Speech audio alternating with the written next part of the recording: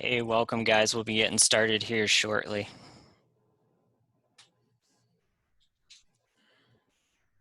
Can you hear me okay?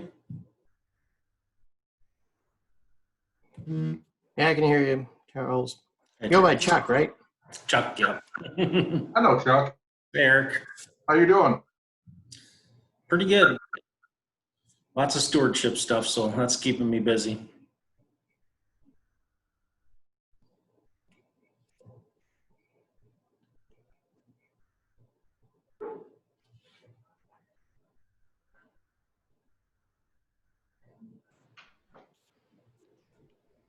Testing.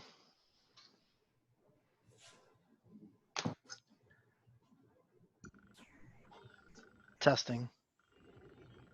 Hey, Jeff. Hey man, how's it going? It's going. Can you guys hear me? Yes, sir. Yeah, sounds good, Chris. I threw my back out earlier today. I don't know what the heck I did. It hurt so bad.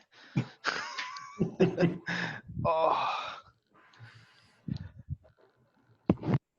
Yeah, that's no fun.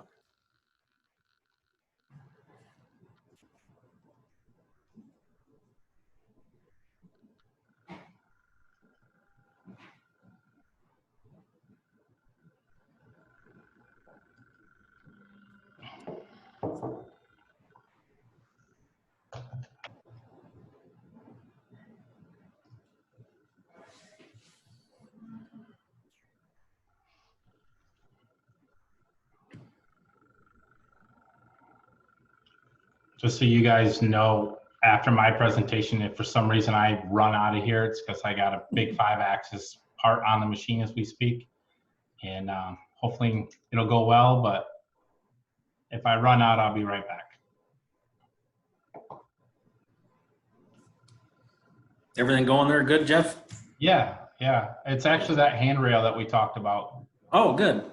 Yep, it's running right now. So Oh, cool. due in an hour, so not like that last I second. gotta make it happen.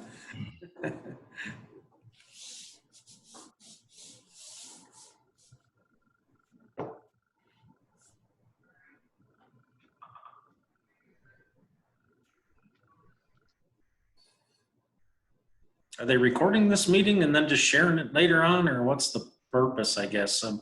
Or is there an audience out there watching and listening? You know? Yep, there'll be a few more people joining in, and then also we'll be recording this as well. Okay.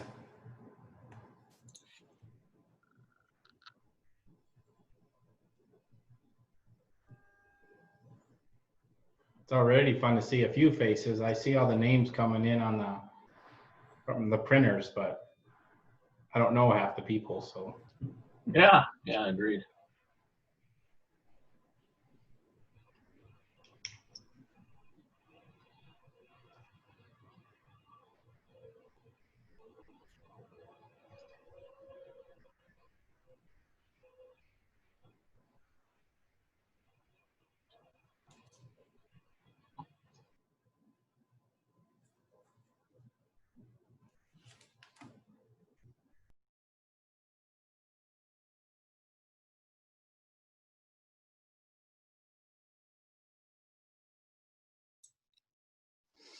Awesome, we'll get started in another couple seconds here.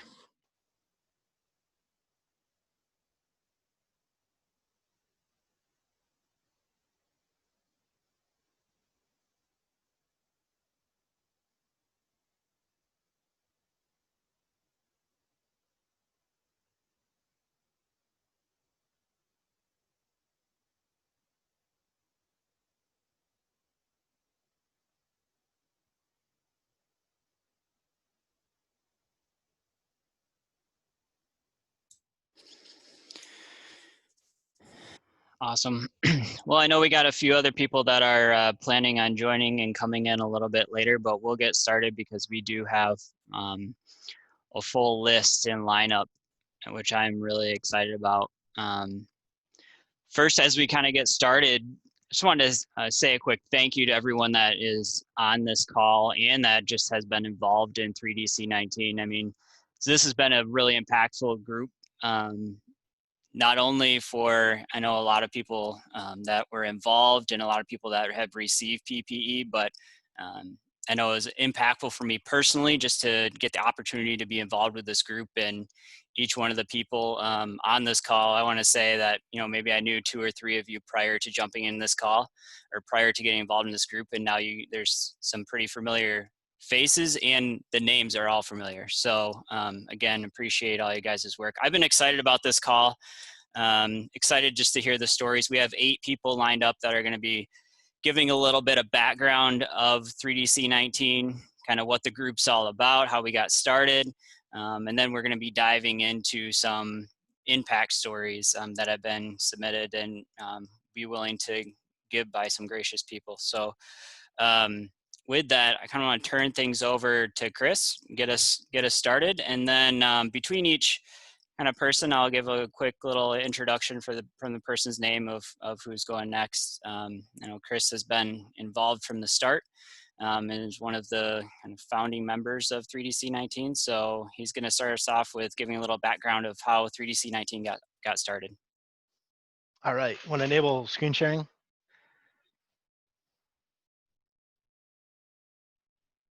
There we go. All right, figure it's always better to tell through pictures. So my name is Chris Kaminsky, background mechanical engineering, kind of self-proclaimed 3D printing nerd. And my day job right now, pre-COVID, is running this space you see on the picture. Hopefully y'all see it. That is the Lakeshore Fab Lab community makerspace, open to everybody. And normalcy at the Fab Lab typically would look like this. The last week of COVID, we had Big Brothers Big Sisters in to make signs on our wood router. Friday, before everything shut down, we had probably our last field trip for quite some time into the lab, and we all knew we didn't know when we'd be doing this again. So it just, seeing these kids and the people were just, you know, they were amazed by seeing everything. So that was normal for us. And then things quickly turned. Actually, the same day that this field trip was, there's some more happy kids. This is the scene that was at most grocery stores. So that night, me and my wife went to Aldi's to go grocery shopping, and this is what we saw. So we knew normalcy was pretty much gone at this point. And so, so lockdown happened and I was lost. We were closed. I didn't know what to do. I spent countless nights up late in forums, on Slack channels, trying to figure out what I could do to help. So I connected with Jack Russell of Roll Art Products in Muskegon, and he's like, hey, you see that there are people at Prusa is 3D printing these face shields? And I'm like, yeah, I'm already doing it. So I started doing the Prusa face shields and didn't know where I was going to get plastic, but I was like, I'm going to make these things at least. I'll figure that out later. And so then started connecting with different people. The day before we went into full lockdown, I was at Home Depot kind of looking at filters and masks, material, stuff to make prototypes out of, transparencies. And, you know, that same week, I set up a print farm at home with some borrowed printers. And, you know, that led to us printing a bunch of face shields and kind of just giving them out ad hoc. To me, being Fox 17 News famous, there's that handsome devil right there. Jack also made the news with his son because they were doing the same thing in Muskegon. And during all that, it kind of got personal for me because I went and delivered face shields to somebody at a family fair, and I met this hospice worker, and, you know, I gave her the shields without much contact, and she scared me. This was at the beginning of it all. She was crying. Like, I could see the fear in her eye, and no one was there. No one was going to be there to save her. And because the hospitals were taking PPE. So I was like, we have to do something. And we got going on the Prusas. Late one night, I get a message from a buddy of mine who works at Ultimaker. He said, hey, check out this Eric Sedberg guy. He just posted this design. That's him right there. I'm like, oh my God, I got to start this. So 3 a.m., I'm starting this print. The next morning, I have a prototype. And I'm like, guys, this is it. It took a half hour to make. The Prusa takes 2 to 3. We can do this a lot quicker. And my first prototype was right there with a 2-liter pop bottle. And so yeah, then we just kept going on that. And, you know, our organization started out with a bunch of engineers. We didn't really know what we were doing with marketing wise. People said we come off as kind of scammy. So thank God we got people involved that knew marketing and website development type stuff like that. And things quickly turned. So I just love this Rona from Alicia White from Little Space Studio. And yeah, so then we got to work printing, right? And this photo right here, Stephen got a ton of views on this, and this was kind of the start of what ended up happening. So multiple groups started forming. We kind of combined those groups into one, rather than duplicate work. Being part of the Fab Lab, I had contacts that wanted to help. Eric Peterson, he reached out, how can I help? Didn't have a clear source of plastic injection molding at that point, but I was like, dude, we need this model. Give me a CAD model for this face shield. And that model had an evolution. These are only 3 of them, to the final model on the far right. And reaching out, we also connected with people that could do injection molding. There we go. We get a mold donated, which is crazy because that's $10,000 or $15,000. There's the first part off the machine. There's some parts that were being made, to the point where we had so many parts that every time I went to go pick up a load, it filled my wife's car beyond belief. There's more pictures of that. And to the people we helped, right? So this was one of the nurse that got the face shield that somebody I knew. More Facebook posts of people thanking, for helping them out.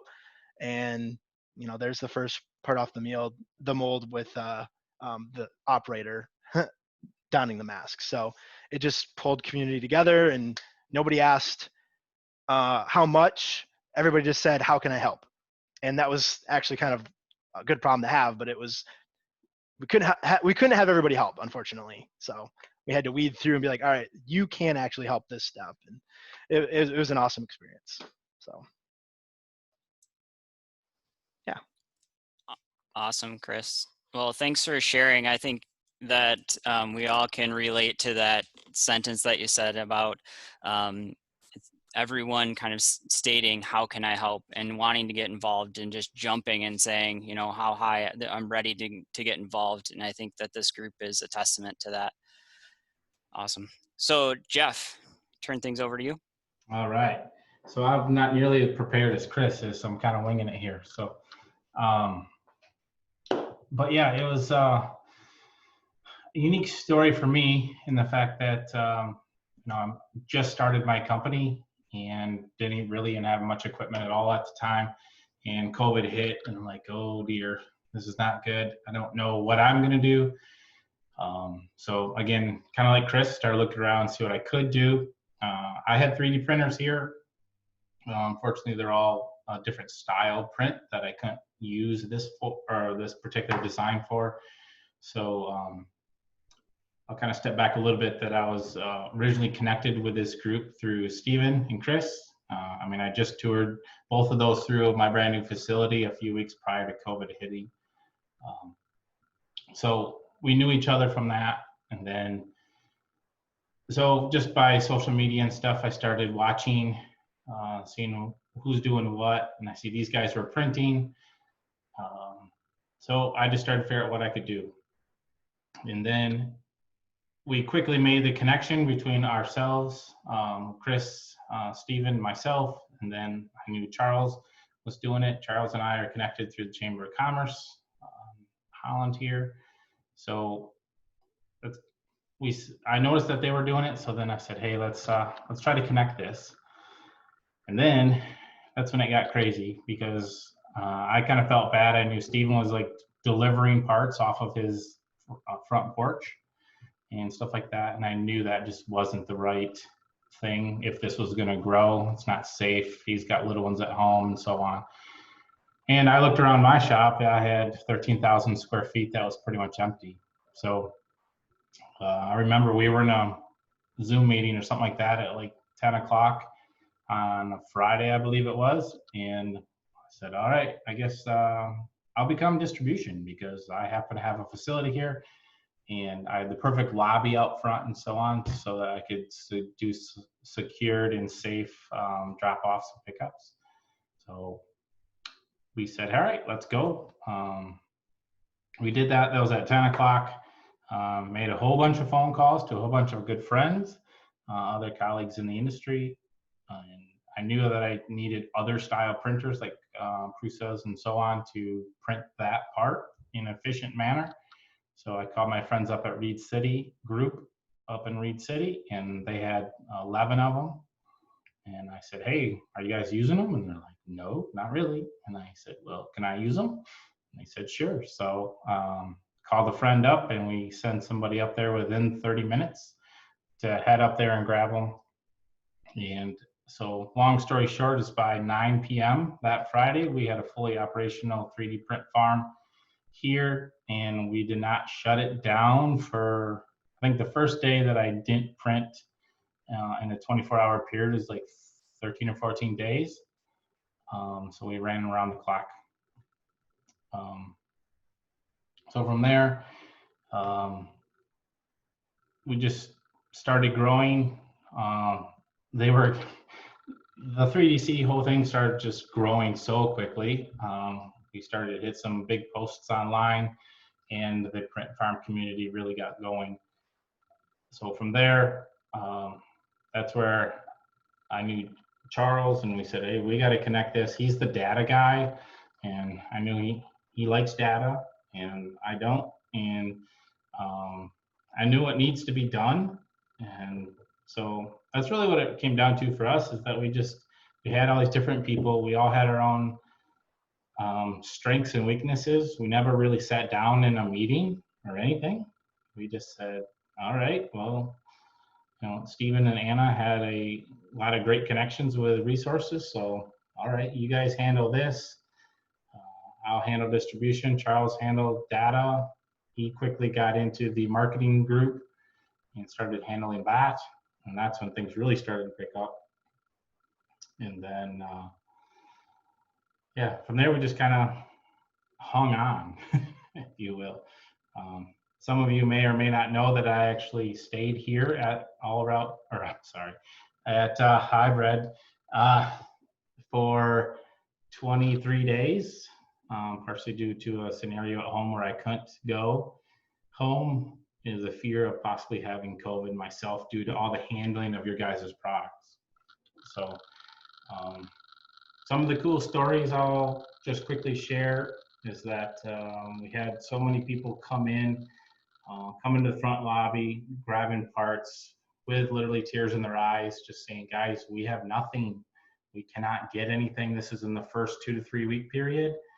And particularly the nursing homes seem to be the most impactful for us.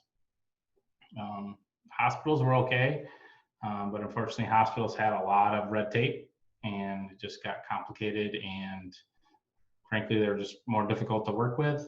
So it worked out really well that all of us small people, we call ourselves, got to help all the small groups. So Charles will tell us later, but I'm sure it's in the 600s or so of how many different organizations we have actually helped. So that's just one of the stories. And one of the stories I do like to share is on the other side of things. So we've got all the product that is going outbound to the customer.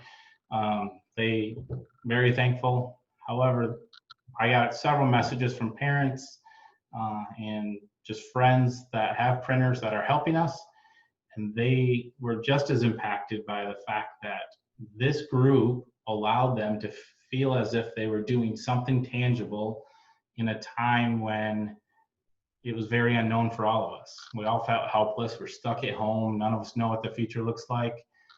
This group allowed people to do that, particularly some of our middle schoolers.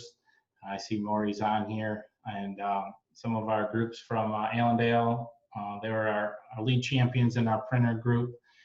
And these guys just did an amazing job.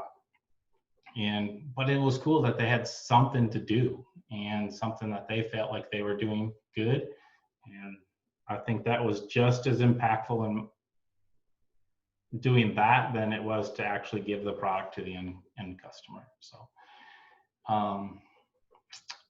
that's about what I have. I'm sure there's all kinds of questions and stuff. I'll quit a little early so that I can answer questions toward the end. Well, Oh, Jeff, I just want to second that comment of hanging on.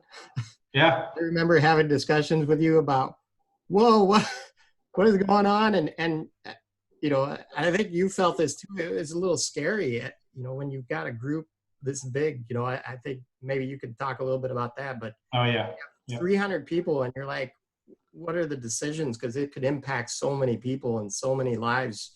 Like, and Stephen, you're kind of nodding your head. It actually was kind of scary when something gets this big, right? So we were literally hanging on. I just want to second that comment.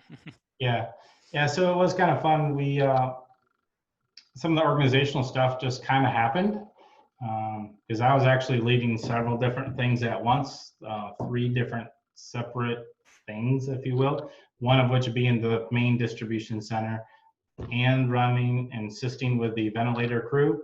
So I was helping manage the mechanical team for the ventilator.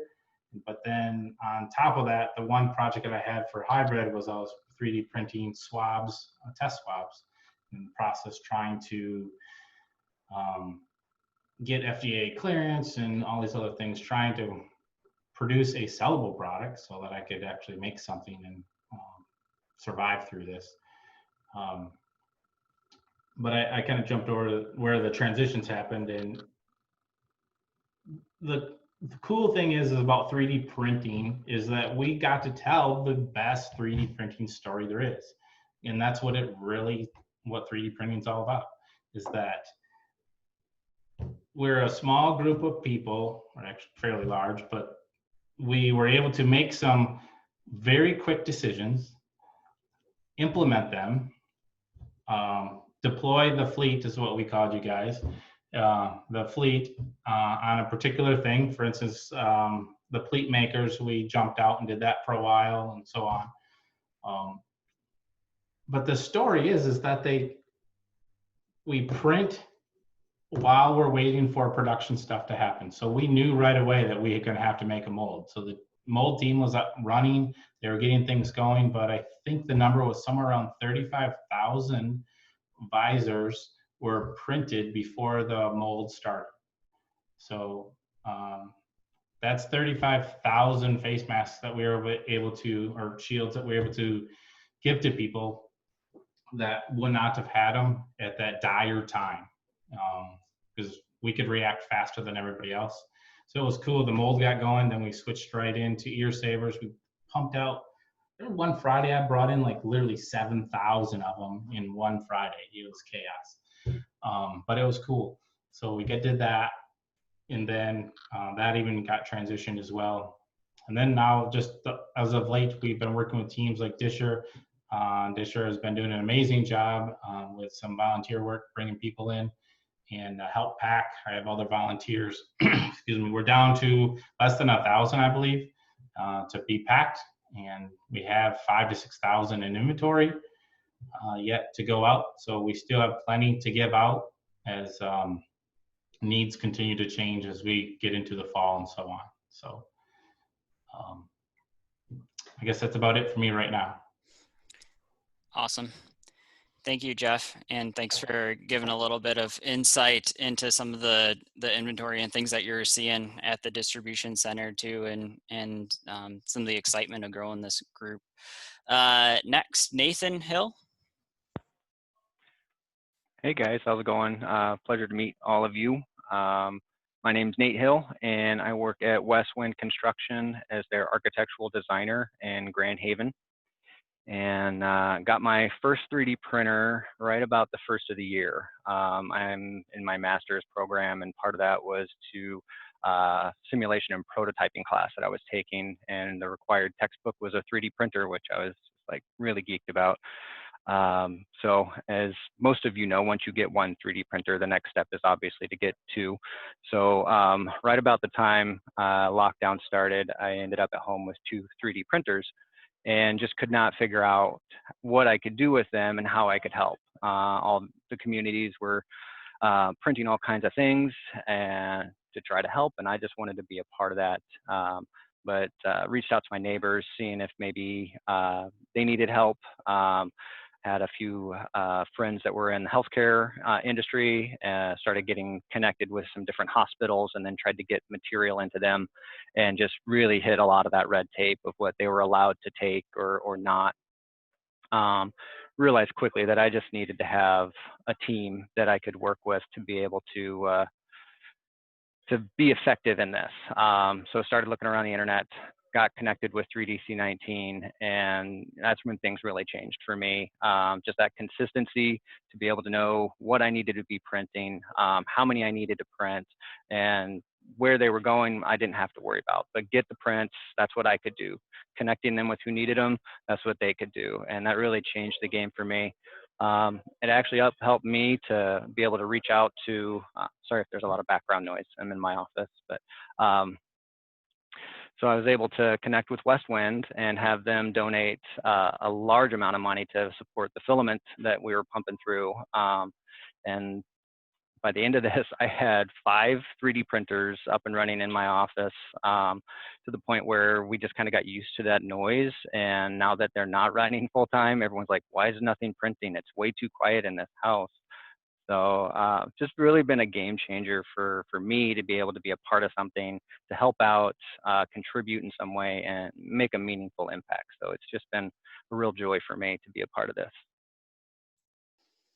Awesome, Nate. Well, thank you for being involved in and getting that fleet up and running. And I know that's one of the things that was a little bit of an eerie sound once we started slowing things down. It's like, wait, I'm going to bed at night and I don't hear 3D printers screaming. That must be a good thing that we've fulfilled a need. And from what Jeff was saying, it sounds like we still have some PPE available and ready in case it's needed. So thanks again for all your help. Chris. Hello, everybody. I'm Chris Wassel. Pleasure as well to be a part of this group and to meet all of you. It's pretty cool. I've been an engineer for about 16 years. Started at Johnson Controls in Holland, and through, I don't know how many of you know the JCI history, but through all their sales and mergers and blah, blah, blah, blah. I now work for Daimei Automotive in the same building. But you know, I'd had a passing interest, you know, I would say, in 3D printing for some years. And as the prices came down late last year, I finally pulled the trigger. I'm like, I'm going to try it out. And I started out with a resin printer and kind of cut my teeth, found 100 ways to do it wrong, and, you know, started getting successful. So then I'm like, okay, time for FDM. I want to move on to that. So I picked up an Ender 3 early this year. And by the time I started kind of really getting successful with that and learning what's going on, you know, my wife and I wake up and realize that all of the schools are shut down. You know, we had that much notice. You know, it happened. I think the announcement went like late the previous night or something like that. And we got a couple young kids, and we're like, oh crap, you know, now what? So a lot of the same stresses, I think, and concerns that just about everybody at that point had. I've got some family that's in the medical field. My son is, you know, pretty apt to get sick. If there's a virus in the room, he's going to find it, sort of thing. So there's a lot of concern. And I, you know, like Nate mentioned, I think others, you know, I quickly started hitting the internet. You know, what can I do? You know, I came across, what was it? The COVID-19 open source medical supply Facebook group, which was this, blew up into this massive thousands and thousands of people group. They were focused a lot on, you know, trying to figure out ventilators, it seemed. And, you know, so I started digging into that a little bit. How could I, you know, grab a proven concept and start chunking out some parts for somebody? And at least at the time, you know, when I started watching everybody's 300 different opinions about what was safe and what was going to kill somebody, I was like, you know, probably this is not a great idea for me to try to get involved in something that I don't understand. Not much later, you know, all of a sudden, hey, people are printing face shield frames. Like, well, that looks like something I could do. So I got the Verkstand version of it, printed a couple out, and like that worked very easily. I bought another printer and just started churning them out. I found the West Michigan, you know, open source medical supply Facebook group, which got in the 3D COVID-19 group, and was able to work through dropping parts off at Chris's house. So I live over, you know, north of Grand Rapids. So for, you know, multiple reasons, I didn't want to haul out to Holland, you know, in the middle of the pandemic if I didn't have to. So Chris was gracious enough to let me kind of drop boxes of parts off at his place. I think at the end I made, a few hundred face shields and probably double that in ear savers. Some through this group and some through, friend of a friend of a friend who has someone that works at a dentist's office that has a dozen people that need something, right, or whatever, or other groups that I know and other manufacturing plants that have sore ears. I'm like, dude, I got here, take 50 ear savers, go throw them around like candy. And tell your friends if they need them, I can get them. And if you need hundreds, I got the group that can help you out. So it was, I think let's see who had mentioned it before, but sorry, I'm still learning all of your names. The, just finding that opportunity to help, the part of the stress of, not knowing what's going on in the world, what's going to happen next. It's a little bit soothing to know that, or at least think that, hey, here's something I can do with my time that's useful that may actually make this better. Maybe help somebody, great if it saves a life. And even if it just makes someone feel like they're not alone in the fight, all those frontline workers or people that are desperate for some sort of protection and they're scared. So it's a privilege to have been a part of this team. It's really happy.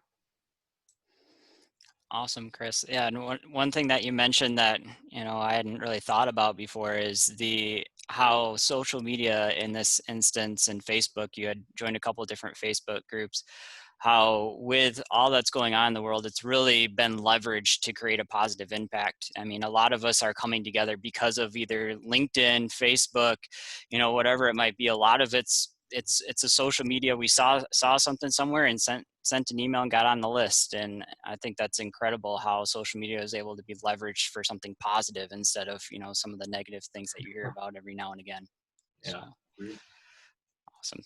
Thank you, Chris. Just one quick comment. So Chris, that's interesting. You said that, you were supplying some and then you're like, I know a group that can supply, hundreds. And I think Jeff, you recall at one point, I think when we switched from visors to ear savers, you did the calculation on the math. And I think you said something like, if we switched everybody to ear savers, we could end up with like 80,000 or something. They were so fast and we had so many people. Maybe you remember the numbers, but then that's also why we stopped everybody. Because I think, Jeff, you looked over at your pile and you said, I think we have, 20,000 or so ear savers, right? You can comment on it, but yeah, we just had, at 443 printers, if everyone did 10 or something like that, it's crazy. You end up with thousands and tens of thousands of them in a matter of no time. So it was a little tricky for us in distribution, and Charles and I studying the numbers of what's coming in and what's going out, and trying to steer. The ship got pretty big, so a small shift could swing people one way or the other. So there was actual micro groups that some of you may not even know about. Like we were doing the pleat makers and some of these other products that we're actually printing as well. We didn't dare deploy the fleet on them because if anyone just printed one, I'd have too many. So we just had a couple micro groups handle a few things, and it all worked out really well. Yeah, and I think there was a little bit of that, like Chris said, about people just coming and asking, for them straight from the printers too. And that impact, we don't have numbers to. I know there was a while there where I was giving about 50% of my stuff to Jeff and the rest I was just handing out.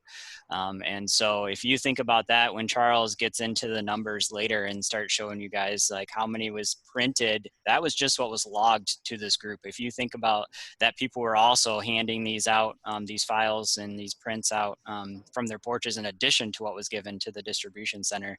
It's just mind-boggling to think about, honestly. Awesome. Thanks again, Chris. Chuck. Yeah, hi, I'm Chuck Beasley over here at Disher, and I see we have Aaron and Dan on, and while I'm pulling up my little PowerPoint, I'd like Aaron or Dan to tell the initial story, essentially, because I got in it after they did. So let one of them talk and kind of just go through how this began over here. Okay, I can jump in and kind of tell the backstory, I suppose. You know, at Disher, we're a team of a whole bunch of engineers, and we're always looking for ways to do more things in our community and find more people to help as well. And when the pandemic hit, we were kind of scrambling and looking for anything, you know, like what's the need out there? What can we do? Where can we have an impact? And we were introduced to 3DC19, and I honestly don't know who made the first introduction, but I know there's a lot of people at Disher with connections to Charles, and of course to Jordan. And I think even Jeff's got some connections there as well. So one way or another, we were introduced. Charles came in and did kind of a little Zoom call with us to do a more formal introduction, and we started printing stuff. We've got a couple printers in our office at Disher, and then when you have a team full of engineers, you're bound to have a bunch more printers out there. So at our peak, we had 11 different 3D printers running. And I was actually just looking at the numbers. I think we printed a total of about 3,500 parts. Of course, most of them being the year savers, but we had a pretty good fleet going, cranking out an awful lot of parts. I know there were people that helped with some of the other initiatives with the ventilator and some of the other stuff, but I wasn't involved with that, so I can't speak too much on what else we did. But then we did make a pretty smooth transition when the printing winded down.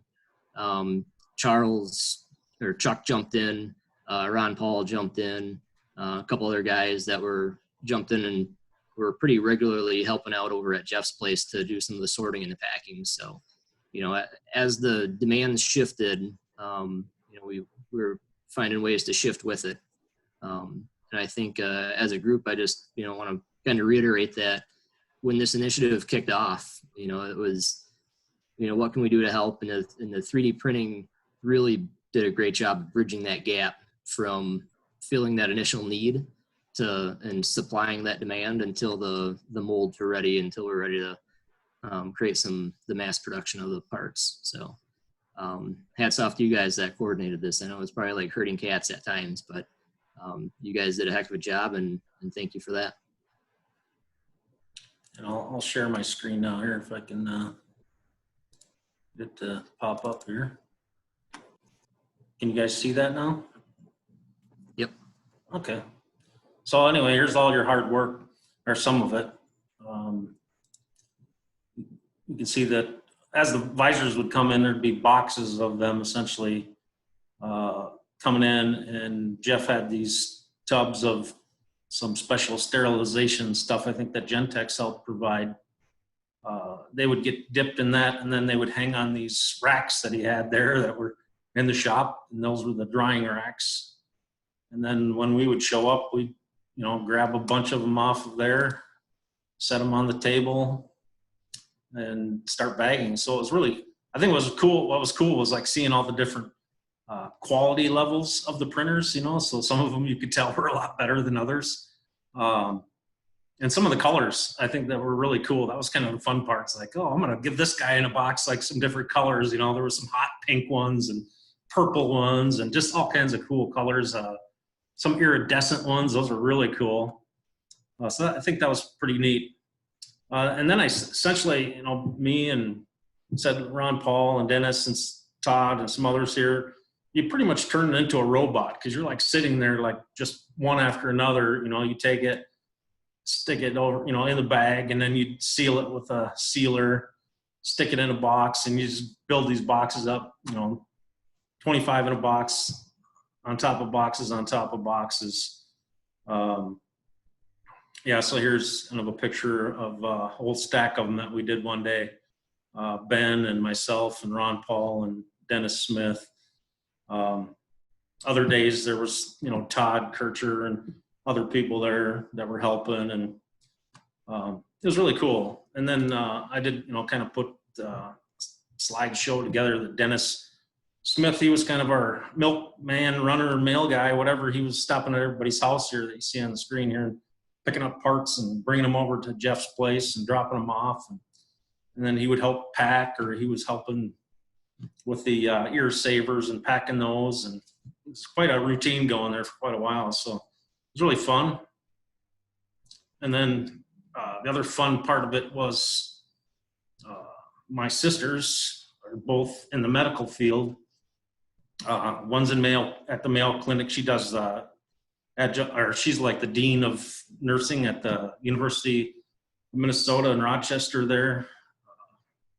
So she has tons of contacts around Rochester. She's been there working at Mayo Clinic for over 30 years. And so she got, word that I was making these things, like, hey, how do I get these? And so I'd hook her up with Jeff, and then pretty soon there's all these people from Rochester putting in orders, and that was really fun just to see as we're building them. Jeff would post the orders up. Yeah, another 300 going to Rochester.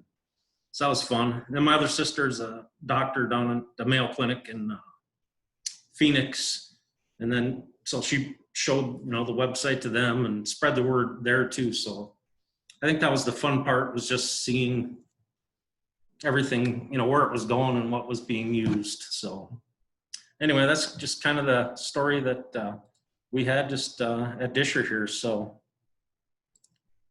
how do I unshare? Here we go. Awesome. Well, thanks for sharing that. I know that Ann Susan wanted to jump on and give a little bit of her story, but she wasn't able to get on. So we'll save her story for another call, or an opportunity to feature it on the Facebook page or something like that. I know that every time that I went out to Jeff's, pretty much every time there was someone from the Disher crew there. So I know that's very appreciated, all that your team has done. And definitely provided for this group. We would not have been able to get all that packed as easily as we could without your team. So thanks again. Winston. All right. Hi, everyone. I'm Winston Hofer. I own Madroit Marketing, and this is a crazy project, to say the least. Amazing, truly amazing. So I knew Charles briefly, just maybe talked twice, and connected that week that all this was happening. And just, everyone felt the same way of wanting to do something, but being told to stay where you're at, watch TV, just don't go out and get anyone sick, right? But everyone wanted to help, and it was just perfect timing. Put the website up just to get some sort of home base for everything, and did it in like a few days. I don't know, Charles, I was asking for feedback on things. Still hadn't met anyone besides talking with Charles a lot. Trying to hey, Charles, what do you think about these names? Just you decide, pick it. So 3DC19, bought the domain, built the site, then told Charles the site was built, so that it wasn't hey, this is good to go. So that was just crazy. And then started to get some momentum with everything. It was cool. Got to meet the rest of the people, like Jeff, Chris, Jordan, Steven, right? Everyone, maybe once, and then just kept going. Thankfully, other marketing people wanted to help too, which makes sense. I wanted to. I don't have a 3D printer, and I'm not on the front line, but I have these marketing nerd skills or whatever, storytelling skills that are useful, and others joined, which was amazing. So many people lost jobs and then had time and wanted to do something, so it was great. And so many people came in and out of helping with marketing, but it was fantastic when they did. And super uncomfortable, not your ideal client project, because it changed every day. Every day we change something, and I'm trying to steer the marketing team, and they're like, what are you doing to us, man? You're killing us. I know, I'm sorry, but that's what we have to do, is every day if we can move the needle a little bit on the website, all that communication gets easier. And the whole goal with marketing is to reduce the friction on stuff, right? If you have the attention, getting that's first, but if you have the attention, it's reducing the friction to help. So that was with people who wanted to sign up for printing, people who needed PPE. So it was just an incredible story. Process, met a lot of interesting people in the marketing world that helped out, and then all of you doing the 3D printing. It was a great experience and fulfilling, to say the least. So thank you for all for being a part of it and doing awesome work. Yeah, I don't think I have anything else. Awesome, Winston. Well, thanks for sharing that. I know that the website, I know a combination between you and Charles, but that the website really is what, we had a name, kind of started hashtagging it, and then that drove everyone to the website, and that's where the story was told, right? Yeah, and that's a great point. So someone said it was kind of scammy, right? That feeling, and Charles and I would talk about that quite a bit. And like each day, how do we make that less scammy? So adding different like news videos, right, that someone did. So that really added a lot of credibility. And each day doing things like that, it gained the credibility it needed. So it was, so. Yeah, I heard. I just want to add one thing. I think it was Jordan and there was, I think, Brian Beardsley at Gentex too. There were people that actually told me, it's like, I kind of enjoy going to the website, Winston, because I don't know what's going to be up there. Every day I'm like, I wonder what it's going to say today. And they go and check it out. So that was really cool, man. You kept up with the changes. The first couple of weeks were tough. Great, tough, but just constant changes.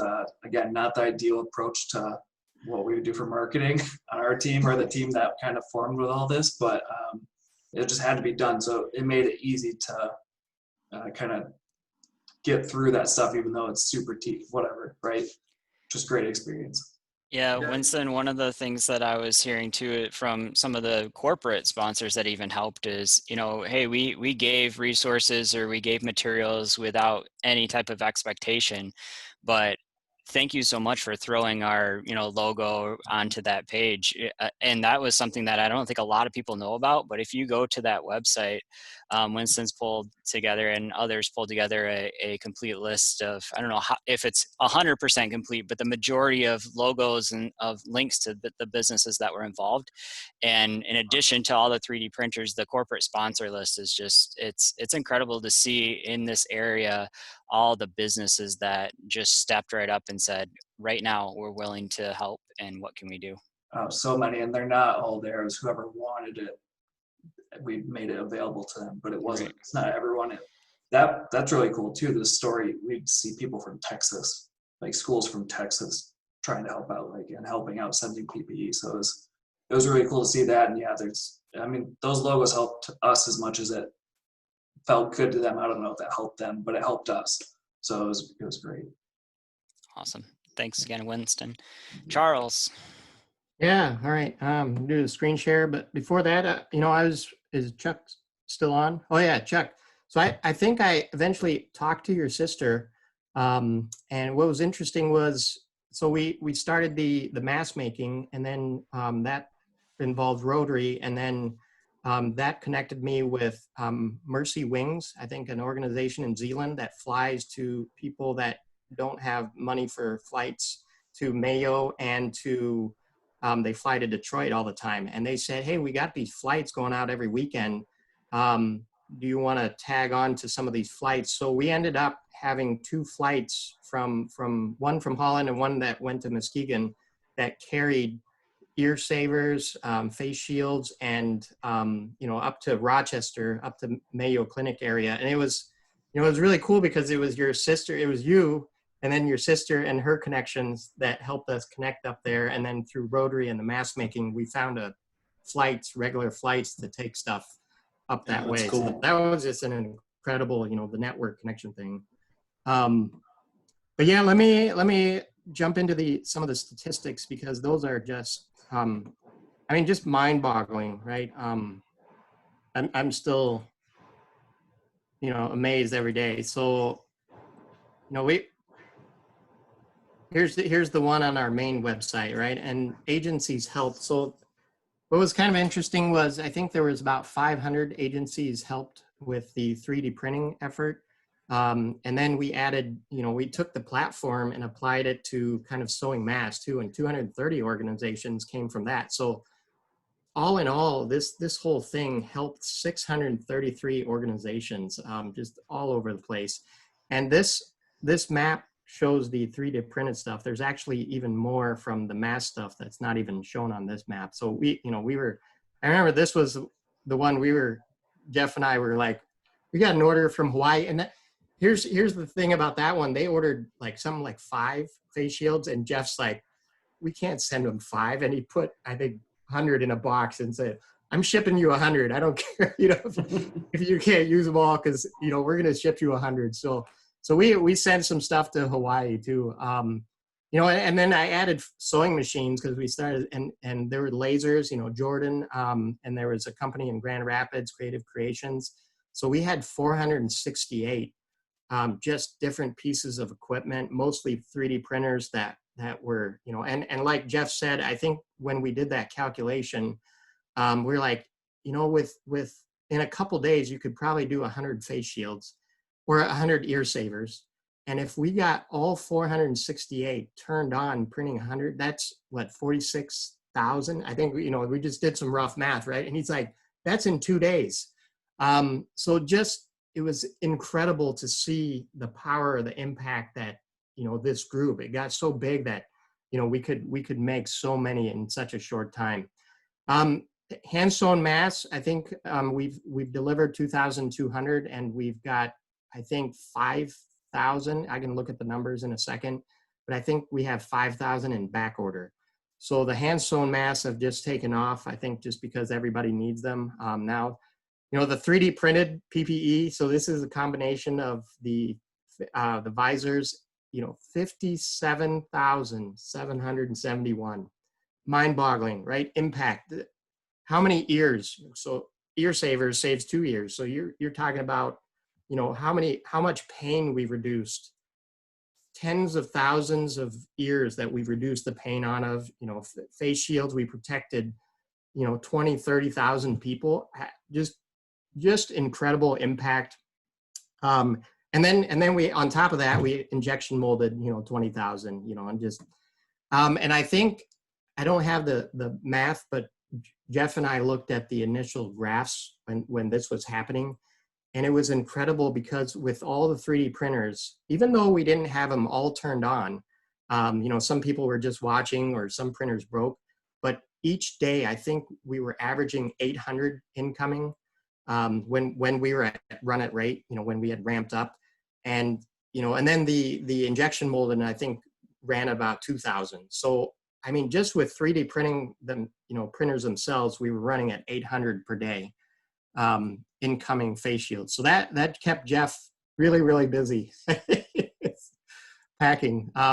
So this is just the 3D printers themselves. You can see here mostly or this is deliveries. So mostly Grand Rapids area, Holland, sent a lot to the Flint area. And then Chuck, this is amazing here. Your connections, we sent 3,000 to the Mayo Clinic area, up to Muskegon. So that's probably Chris's connections, even to the Ann Arbor area, where they had another group, but we sent a few out that area.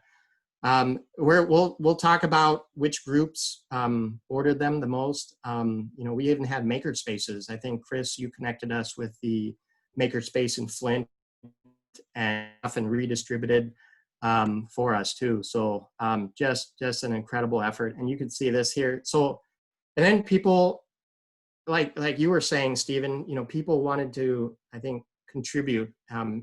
They were sitting at home. People like Winston, you said marketing wanted to contribute. And even if they couldn't, you see here the numbers in donations, 31,000 in donations. People not only could contribute with 3D printed stuff, with sewing, but they could contribute with money too. And then they used these graphs and charts to understand where their money was going, right? So that really had a big impact, was showing people, hey, we're legit. You can trust us. We're going to take your money and we're going to convert it into save lives and protecting people and helping people reduce pain. I think that was huge too, and the money just kept coming. We had to take this. This was showing leaders by week. It was actually showing cumulative, but Chad Patinsky, I think he was on this call earlier, he was blowing away the charts. And Disher, I think, Aaron, I think if we compiled all your numbers, you would have been right up there. no, the problem is Chad compiled all these numbers and he was number one all the time. So, but I'm going to just jump to that real quick. So I did pull the leaders numbers up, and Chad's up there, and I think he had the backing of, you know, kind of the full robotics team at Allendale, right, Jeff? So he had a whole army of printers going. I think you were saying, Aaron, about 3,000, so you would have been second or third. Nathan, your contributions, Nate, big numbers there, 2,800. Henry Dara was the guy that we can send a link out after this, but he had the 6-head printer that was just cranking out parts. And Stephen, you're up here, Chris. So I'll show that. Oh, I'm seeing some chat. Are you chatting me, Stephen? Am I taking too long? Or no? Okay. And Chris, yeah, you were a sole printer. You're a crazy printer. So John Johnson, West Ottawa, the robotics team at West Ottawa. John Cusack, he misspelled his name, so he's actually right up there too. He's got a couple, or no, this is the visors and ear savers. But just the way databases work, if you put your name in the form differently, it would separate this out. So and the Disher stuff was all separated out. So but yeah, just incredible efforts by everyone. I mean, that's 6,000 prints. 3,000 prints, Disher, 3,000 prints. Stephen, what 2,000? I mean, just crazy. Chris, single person printing 1,400. Unbelievable stuff. So, so let's get back to the reporting. So yeah, you can kind of see here the charts. And I wanted to bring up something that Jeff said. There was one weekend where we set a call out. We said we need, I think it was for Holland, no, it was for Spectrum. They needed something like 2,000 ear savers, and we sent a call out to everybody. It's like, hey, everybody, we need help now. Spectrum needs these ear savers. And you can see the spikes. It was incredible. I remember, Jeff, it's like you went out, and I think you took an hour break, and then you went out to the front, and people were just, like your front lobby, you said, was just piled high with ear savers that people brought in. So there was one time when we actually had a traffic jam in the parking lot. People were waiting to get in to log in their stuff. So it was pretty cool. Right. So that's incredible. And you see these spikes here. This is when we sent out the call for help. We said, we got a local hospital, Spectrum, they need our help. And people caused a traffic jam at Jeff's distribution center trying to get their parts in. I mean, people responded. That was just incredible. Stephen, I think you went to the ER one evening at Spectrum, right? And you looked around and you saw some ear savers, and you went behind. I think you were kind of sneaking in. You could tell the story. Yeah, right? hey, that looks familiar. I've seen that design before. Yeah. Yep. And it was 3DC19, so that was super incredible too. So you can see the donations. People were supporting us the whole way. We had so much support. And if you look at the logos too, this doesn't tell the whole story because we got 27K, but Jeff, I think a skid of clear plastic, through Stephen's connections, Oliver showed up, probably $20,000 in kind. We had a pallets of PLA show up that was probably $10,000 worth. I've had pallets of fabric show up that were probably tens of thousands of dollars. The tooling, Eric, the design for the tooling for the mold, injection mold, that was probably $15,000, $20,000 in contributions, right? So even though this says here 27,000, we've probably had as much equivalent, probably 30, 40,000 in-kind donations from organizations throughout, our area. It's just, like you said, Stephen, this is the numbers that are recorded. There's just so much that we saw behind the scenes that was just incredible, and just, this one was for a while, but we had people in LA, we had 3D prints. There was a gaming store, I think, Jeff, you said, in Minnesota that was sending us stuff. There was a Dripping Springs, had a school district that was 3D printing and mailing us stuff. So Jeff would get these packages and be like, oh, here's one from Minnesota, here's one from Texas, here's one from Atlanta, here's one all over the place, right? It was incredible, the amount of stuff that was coming in. And this is kind of interesting, the Creality Ender 3s, 45 there, Prusas, 22, but because of the price point, the Ender 3s are sitting at 300, I think. And then the Prusas, until they came out with that new one, the Simple, these were sitting at 800, 700, I think. So you can kind of see, and then Monoprice, MakerBots, Ultimakers, and Markforged. A couple of these were, Jeff, you got these, right? These were the ones you had. So yeah, just incredible, the number of 3D printers, their distribution throughout the US. This is an interesting one, and I'm gonna go through this real quick. So this is by week. So this is the first week we started 3D printing, and you can kind of see there were 75 that was ordered, and then it quickly jumped up. You can see here it spiked at about 6,000 that week. So we had, so these were orders. So this week we had 6,500 orders, and kind of like, I think Chuck or somebody you said earlier, or Nate, you were talking about how hospitals weren't ordering at the beginning. So nursing homes, you can see here kind of the dark blue. It was nursing homes, hospices, and kind of the secondary market for face shields that was ordering initially. And then it wasn't until the the second or third week where hospitals really kicked in, and they dropped off dramatically, interestingly, because their supply chain probably filled in. So you can see here, this is when Jeff and I were, and Steve, the whole team, we were scrambling because it went from 75 to 6,500 really quick. And then, what was interesting too was this was about the time manufacturing. So it jumped over into manufacturing. So we saw that shift. Hospitals dropped, manufacturing came on for a little bit. And then I think we supplied some big manufacturing firms. And then it shifted. It was a week by week shift, which is what Jeff and I were watching. It was mind boggling because it was based on what, who was opening up, who was allowed to open up. So, and then I think this is you, Chris, this is when we sent a bunch to Flint area. So I think this is why others showed up here. But then you can see here, dental, it was started ramping up 120. And then this week, 1390, right? So even though dentists were ordering small amounts, there was just such a large number, especially in this week, that jumped on board because they were getting ready to ramp up and buy or open up. So we saw that. So you can see here, the dentist brought that spike back up. So we were looking at 5,800 that week and when ordered stuff. And dental is stayed on, and then you can see it drop off.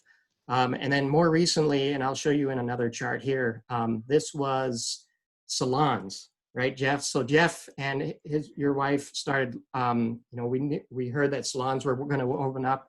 So and you can see here, this is an interesting, before salons opened up, a lot of education and childcare services were opening up and getting face shields.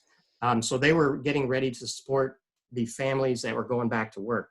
So we saw a lot of babysitting services for frontline or for anybody really. And then Stephen, you helped with this, but we saw Driver's Ed, West Ottawa, the Century Driving School, and then you helped with one in Allendale, right? So Driver's Ed was starting to pick up, in the early weeks too. So this was really fascinating for me to watch as the market shifted. But you can see here, we had weeks where we had over 5,000 in orders and eventually, 33,000 in orders that we tracked. Yeah, and we're even seeing more and more, of that shift every single day, right? And as manufacturing fires back up and, changes happen, right here in Michigan, we start hearing some different shifts. I know even with the local chamber, they're interested in getting a handful because we continue to have businesses call in and be like, okay, we need PPE, we need to open back up, but we have to follow these certain guidelines. Is there anyone available that can help out? And I know, Charles, we're at time, but I know you had this one last graph you wanted to take a look at. Yeah, no, this was just the follow-up. So I kind of, wanted to show the salons, spas. So this was about 2 weeks ago. And then you saw churches, they're starting to open up. Restaurants are in here. This was an interesting one. This is a group in Saginaw that was making masks, but they didn't have capacity for face shields. So they asked us to send face shields over there. And then we had a back order of masks. So they're bringing some masks over from Saginaw. So we kind of did a trade with them. Michigan Hands and Voices. This is an interesting one. I think they're for deaf. They work with deaf people. So they needed something where they could see through it. So our face shields work for that. And then massage, personal use, and then different churches and stuff. So you can see that, it's even shifting into churches now too, and different groups. So. Yeah, and one of the interesting things that you mentioned too, Charles, was you said when we put a call out, you could see the spikes. And I just want to highlight that too. There were a couple instances where it was like, hey, we need material. Boom, there were skid loads, like you said, that just showed up, or someone had a connection or was copied on the emails like, hey, we can make this happen. Hey, we need someone to process this material. Boom, it happened. I say happened. I know that there were a lot of man hours, and in my mind it just happened, and Jeff's sitting there laughing. He's like, yeah, because I stayed here all night and made it happen, guys. But there's story after story, and I just really appreciate all your guys' time to jump in and share these stories from the the 3D printer side, from the 3D C19 side. And we've heard stories, firsthand. I know Jeff has probably heard a lot as well, just firsthand from these people that walk in the door and say like, hey, this gives me the confidence to go back to work, or, this gives my wife or my kids the confidence that they need, or me the confidence that they have what they need to go back to work. It's just really incredible. And thank you again for all of your help. I guess, Charles, anything else additional that you wanted to close up with? No, and I was this has been incredible, and I'm kind of continuing. So thanks for helping us create such a wonderful platform, and it's not stopping, right? So I'm doing the hand sewn mask now. We kind of did a side thing, so with getting some shields down to Puerto Rico, and there's still orders coming in for the mask, like Jeff was saying. So, look for ideas. We're still reaching out there, especially with the mask sewing. We're still putting PPE out there, and this thing's not stopping yet.